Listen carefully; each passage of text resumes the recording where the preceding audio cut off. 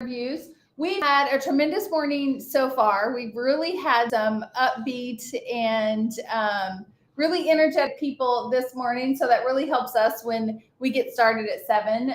But this morning we have an amazing guest. We've had some fun here. If you've been watching us on WSIL, we've been trying to get everything set up and ready to go. Now I think it's perfect. So we're gonna have an interview with someone I met recently just a few months ago, and the work that she does in the community has really just blown me away. And I'm excited that I had the opportunity to meet her and just start to touch on getting to know her a bit.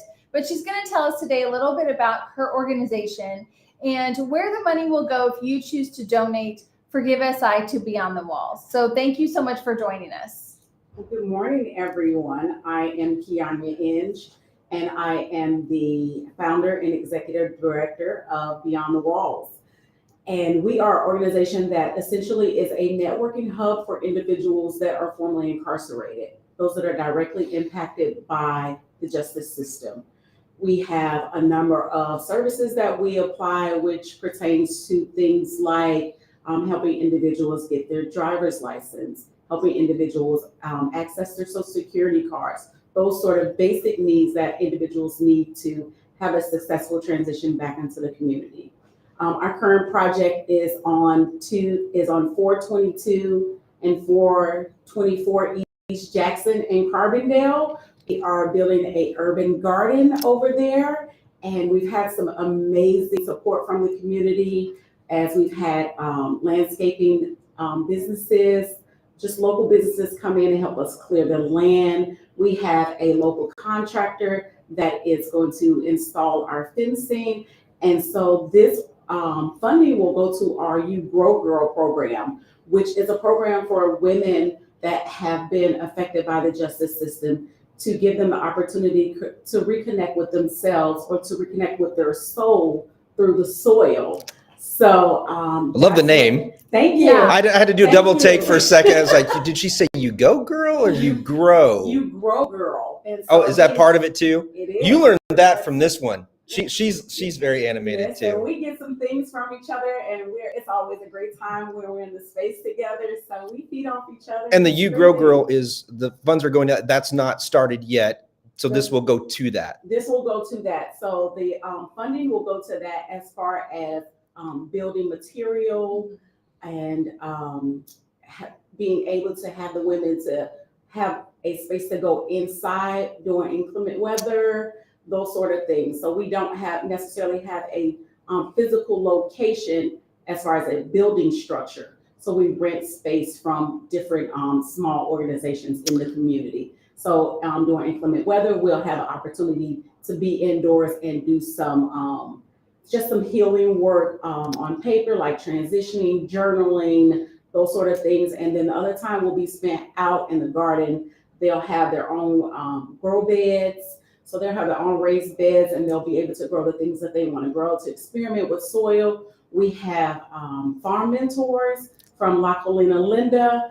And so they are going to be out helping each other and helping our participants to learn about soil composition and how to grow from seed and just all sorts of activities that they can do out in the soil with their children. So we want to be able to have women bring their kids out and, pass these teachings on to them and be able to transfer them to homes, because my garden started as a container garden on my deck. So those sorts of things. And then, so that's what You Grow Girl is about, growing out in the community with self and expanding it and extending it to your family. Where did this project idea come from? Well, it's kind of a personal project. So almost 2 years ago, I had a health diagnosis, and I was told that I could reverse this diagnosis through the change of my diet. And so that's where it all spurred from, that adding these different herbs and different fresh produce to my diet, that I could reverse the process. And I said, so that in that way, I took on a whole different transformation, right? I started to read more. I started to reconnect with myself, and I found that the reconnection for my soul was actually through the soil. Wow. And so I was like, oh my goodness. And I saw a book. There's a book out there, and I don't know the author, but the book is called You Grow Girl. And I was like, oh my goodness, that's it. Let's do a program this spring where we bring some expectant mamas, some new mamas, some young mamas, some older mamas, right? Because we got to bridge the gap in our community, right? And so we're going to bring just a group of women together, and we're going to just reconnect with each other and reconnect with ourselves. You know, and there's such a healing power with being outdoors as well. Yes. So when you complement that with everything else that the program is doing, it really sets you up for success, sets up those women for success. Absolutely. In that healing journey, in that process, and between the journaling and, you know, all the other things that are going on that you're doing, it really kind of sets that person up for that whole healing process. Yeah, we want the process to be a holistic healing process, right? And that isn't just, oh, we're going to heal you physically. Some women are dealing with some traumas that they only feel safe with expressing in front of other women, right? But they don't have an extended family to express those through. And so we want to build a community. Some women are dealing with, some people are directly and indirectly impacted by the justice system.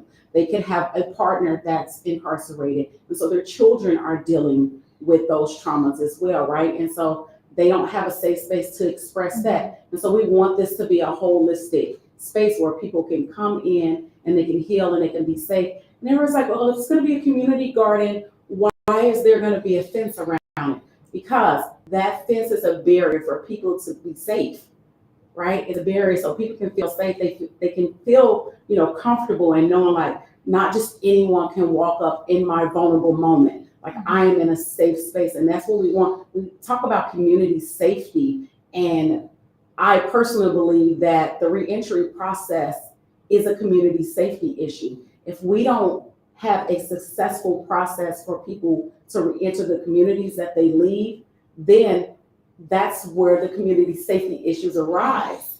So we have to understand that the process, if individuals are going into incarceration from this community, that means that they're returning to this community because this is home. I love that your name Beyond the Walls actually means more than what I think the name means. Absolutely. You know, when you were explaining the fence, I think that is an understanding that only people that have gone through those situations, those experiences truly understand. So I think that's great that you've done the name that way, and you get the opportunity to educate people that way as well. The other thing I wanted to just mention real quick is that you, at the very beginning, you were talking about making sure that people get driver's license and social security numbers.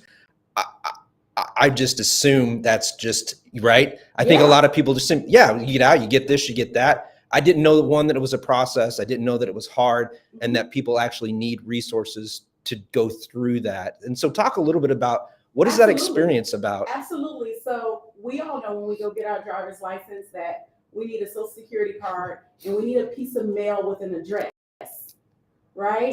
Right. Our birth certificate. Well, if I've been incarcerated for 10 years, I don't have a piece of mail. I don't have my social security card, and I probably have never had access to my birth certificate. So they have to acquire all of those things before they can actually receive a state ID or a driver's license, right? But then we move on to the driver's license part as to, I need all those things, but I also need an insured vehicle. The state does not provide that for you. And on top of that, in order to get those things, you have to have money, which means you need a job. You need a job. Which means you need a car to get to a job, but you can't get a job because you can't get a car, and you can't get the money because you can't get. How frustrating is this for people when they get out? Oh my goodness. It could be, it can make or break their reentry process. When people are defeated, and I was just talking to Daryl Wembley about it. We're trying to replicate a book, a resource book that Cook County does for individuals returning between Harrisburg and Murfreesboro, at least for vetted organizations that provide services, that provide actual services, right? Because we know a lot of people say that they provide these things for whatever reason, but when people that are returning home continuously get denied things it sends them back into a state of defeat, right? And so we don't want that, because then they revert back to old behavior. And we want this process to be a successful transition. And so those things are valuable. And we may just think like, oh, the average person is like, oh, it's an ID, go get an ID, right? But some individuals that are formerly incarcerated walk around with their state prison ID for months. They walk around with that ID for months. And yes, there's a program that the state provides that they help you get your ID when you're released from state institutions. But they're only specific state institutions. They are not all state institutions. So again, it went into effect. It just hasn't spread throughout every institution. So that's why Beyond the Walls is here to help individuals. We have a young man that he's been home for about 7 months. We help him get his driver's license. He works at ISIN now. He's gonna have his own place by the new year. So we're really excited about that. And it was just a great transition. And again, Beyond the Walls is a word of mouth organization. We're word of mouth. Individuals receive assistance from us and they tell this person, hey, but you gotta be real with Q, because she can see right through you. And so those things are good, that they know that I'm here actually to help you, but I need you to want to help yourself. I don't chase anyone down to give them any services that they want. They have to be committed to their reentry process. What? I'm just curious. Oh, go ahead. Or because it is a process. It is a process. So we can't, I mean, you couldn't even possibly in the time we have touch on all of the things that are needed, right? Because we haven't even really talked about housing. Oh, gosh. And that's a whole nother That's a whole nother element. thing for just a whole nother element just for individuals that don't have a background. credit check, a background, prior rental history. Right. Yeah. Any of those things, Yeah. any one of those things. Absolutely. And so, it's definitely something that is larger than what we're even able to address today. And we could talk about this for hours. Right. And still not even touch, Yeah. not even past the surface of things. Absolutely.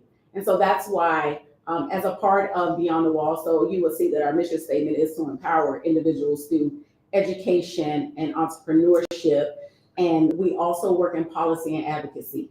We don't work in policy and advocacy to support a specific group, right? Or a specific candidate. We work in policy and advocacy to give individuals that are formerly incarcerated advocacy, self-advocacy, right? Self-agency. We work in that space to tell you that currently in the state of Illinois, there are over 1,400 statutes, barriers for individuals that are formerly incarcerated. And you know every one of those, right? I have them in a list because through Beyond the Walls is the Southern Illinois partner for the Illinois Coalition to End Permanent Punishments.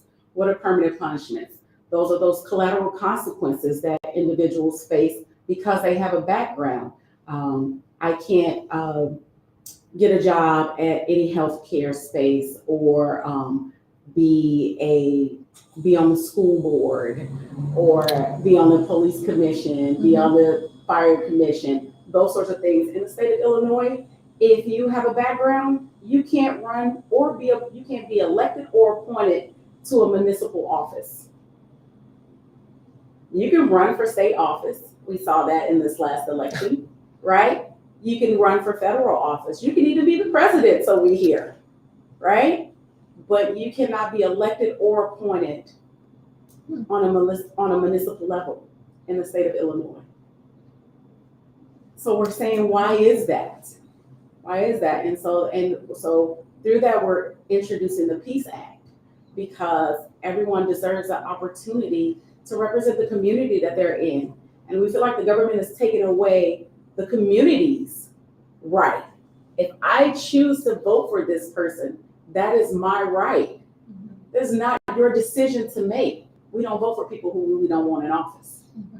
That's correct. We don't vote for people who we don't want in office. I can speak firsthand to that. Right. So I can speak firsthand to that. Right? But that's the democracy. That's the democracy of our country, right? And to your point, it's opportunity. And that's what the country. And so as we kind of wrap this up and let everybody know, you're right. I always learn something new. And I think this is what's great about having the nonprofits come in, is because, not to steal we are breaking barriers. Like, we're literally, No, absolutely. I'm learning something. I learn something every time. And I'll be completely honest. I make a lot of assumptions that I didn't think I did, but I do, about opportunities. It's just human nature. Right. And it's so human nature. We just see through different lenses. But what I would advocate is that just take for just a moment to understand that we don't all see through the same lens. Yeah. If you just understand that, we have dismantled a barrier. Not necessarily that you need to know what lens I see through. You just need to just respect the fact that we see through different lenses. Right. And that's okay. So if you want to support, can I just call you Q? Because I like that now. Q. Q. I was like, Q. I'll be Dr. Q in a few months, but Q is okay. Yay. Well, thank you. If you want to donate to Beyond the Walls and learn a little bit more, you can go check them out. The organization will be tagged, so you can go learn more.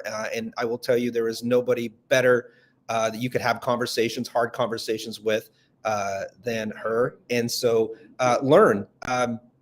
We have people in our community that have struggled and need these opportunities, and we want them to be successful. Yeah. You know, they've made bad choices. They've done what they needed to do. They're out. So let's give them the opportunity to do that. And I think your organization does that amazingly. So thank you. Donate. You can look in the description below, and you can 3 steps. It's all it takes.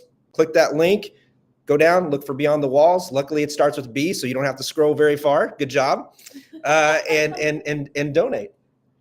Perfect. And again, we just want to thank you so much for, being able to tell your story and tell the impact that you're having in the community, and kind of get that word out there about the struggles that people may just not know about. So Absolutely. Thank you so much. Well, thank you guys for having me. It was an absolute pleasure.